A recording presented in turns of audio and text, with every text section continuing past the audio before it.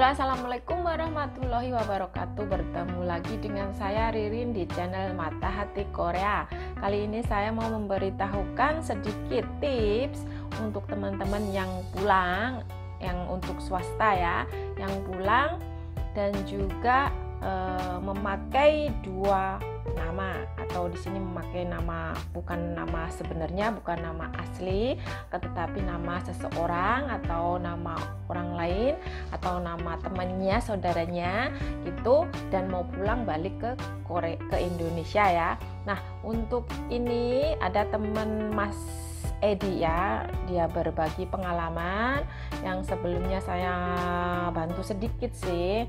Nah, di situ Masnya ini tahun 2000 berapa ya kemarin dua kali ke Korea ya. Sebenarnya pertama tahun 2002 apa 2003 atau ya tahun itu kesini, setelah itu pulang lagi ke Indonesia, setelah itu balik lagi ke sini dengan nama asli, nama sebenarnya ya. Nah, Masnya ini tahun pertama memakai nama orang lain. Nah, di sini yang perlu dicatat untuk teman-teman kalau mau pulang yang buat SPLP harus membuat nama SPLP tersebut dengan nama aslinya, jangan nama yang dulu aku masuk ke sini tahun berapa pakai nama siapa, itu jangan ya. Waktu kamu dulu ke sini pakai nama siapa itu tidak akan ditanyakan. Yang perlu digarisbawahi adalah nama asli kamu untuk pulang ke Indonesia untuk buat SPLP-nya. Nanti dia pasti akan tanya namamu yang asli yang mana gitu. Nah, setelah itu disuruh untuk membuat alasannya bisa, sebenarnya mintanya bahasa Korea ya. Kalau nggak bisa pakai bahasa Korea, bahasa Indonesia ditranslate ya. Nah, di situ kamu harus menunjukkan bahwa kamu itu mengapa membuat atau memakai nama seseorang. Nah, di sini itu undang-undangnya itu terlalu ketat, karena saya kemarin mendapat laporan ternyata Indonesia itu ranking nomor 1 ya sebenarnya untuk nama-nama yang masuk ke Korea tanpa nama aslinya atau nama orang lain gitu. Namanya di sini kan Wejo ya.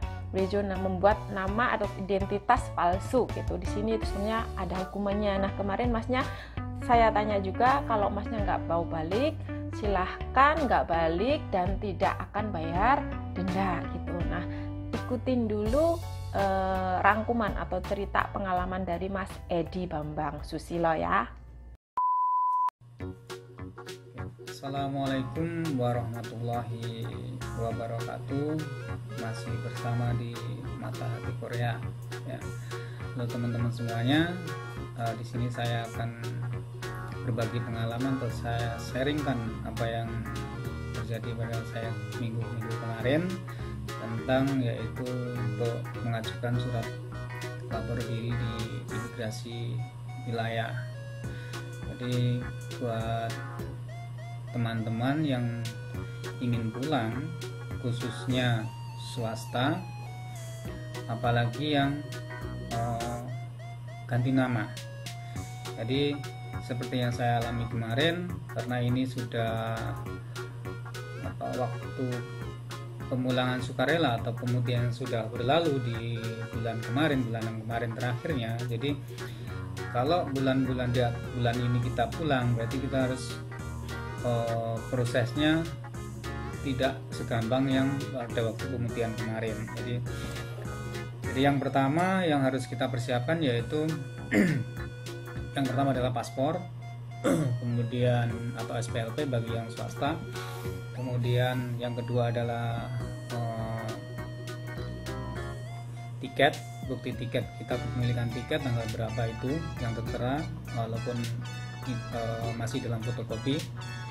Dan yang utama, yang ketiga, ini adalah kita harus mengisi atau menulis riwayat kapan kita masuk ke Korea, kemudian dengan detail di situ.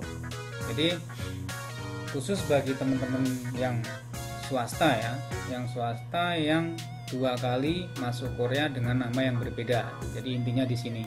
Jadi pernah masuk Korea 2 kali dengan 2 nama yang berbeda. Jadi di situ kita harus menulis di satu lembar kertas, kita tulis sendiri pakai Hangul, jadi pakai huruf Korea.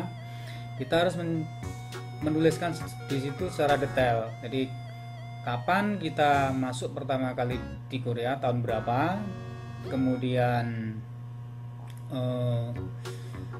kapan kita pulang, kemudian kapan kita masuk lagi ke Korea, kita tulis lagi di situ. Nah, setelah itu kita tuliskan alasan kita kenapa kita memakai nama yang berbeda atau nama orang lain itu, dan kemudian alasannya harus benar-benar diterima oleh petugas tadi atau yang diinginkan petugas. Jadi dengan detail kenapa kita memakai nama orang lain atau data dari orang lain. Kemudian dari dua data yang kita pakai itu kita harus pilih mana data kita yang asli atau yang kita perlukan di situ, yang mana data diri kita. Nah, dari situ kita harus tulis sendiri dengan memakai bahasa Korea. Baru nanti setelah kita sodorkan ke petugas imigrasi, kita nanti akan diteliti, divalidasi apakah alasan ini memenuhi apa yang diinginkan oleh petugas atau tidak. Kalau dirasa memang belum detail atau belum masuk di keinginan petugas tadi, itu akan dikembalikan lagi dan kita harus menulis ulang lagi dengan detail secara urut. Jadi intinya yang pertama, yang bagi yang pernah masuk Korea 2 kali dengan 2 nama yang berbeda di situ. Jadi kita harus tulis kapan pertama kita masuk Korea, kemudian yang kedua kapan kita pulang, kemudian di mana kita mengajukan pulang itu tentunya. Kemudian seterusnya yang ketiga adalah kapan kita masuk lagi, tahun berapa di yang kedua di Korea. Nah, setelah itu alasan. Nah, ini alasannya harus benar-benar masuk di akalnya atau istilahnya masuk sesuai keinginan petugas tadi. Jadi kita harus benar-benar menceritakan kenapa atau alasan kita memakai yang pakai nama orang lain atau bukan nama yang dari awal yang pertama. Nah, jadi nama kita berbeda 2 kali masuk, itu kita harus menceritakan alasannya. Nah, jadi itu yang terjadi pada saya kemarin. Jadi minggu kemarin saya mengalami hal ini, jadi saya harus menuliskan itu. Jadi alasannya kenapa saya harus memakai data orang lain, pokoknya kita tulis dengan bahasa Korea. Dan setelah itu kita sodorkan. Setelah di ACC, nah baru kita mendapatkan surat lapor dirinya itu dari petugas. Nah, di situ nanti kita akan disodori apakah masih berniat ingin kembali lagi di sini atau ke Korea sini. Kalau memang masih ada keinginan untuk kembali lagi ke sini, berarti kita harus bayar denda, tergantung berapa lama kita ilegalnya di Korea sini. Jadi kalau tidak salah, jadi yang 3 tahun ke atas itu dendanya 6 jutaan kemarin. Jadi itu kemudian kalau memang kita tidak menginginkan kembali lagi, otomatis kita tidak bayar denda. Jadi tidak perlu bayar denda, tapi kita kena blacklist gitu. Jadi itu pengalaman yang ingin saya bagikan kepada teman-teman, supaya untuk teman-teman yang swasta apalagi yang ganti nama ingin mengajukan proses kepulangan dan lapor diri di imigrasi masing-masing wilayah, itu sudah mempersiapkan apa yang dibutuhkan atau persyaratan apa yang harus dia persiapkan untuk mengajukan surat lapor diri.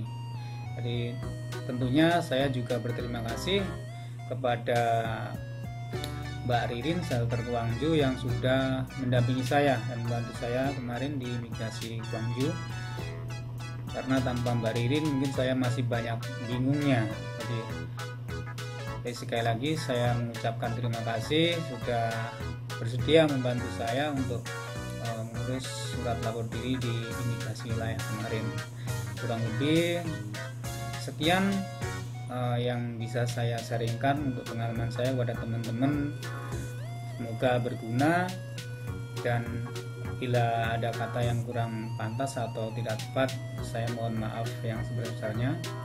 Wassalamualaikum warahmatullahi wabarakatuh.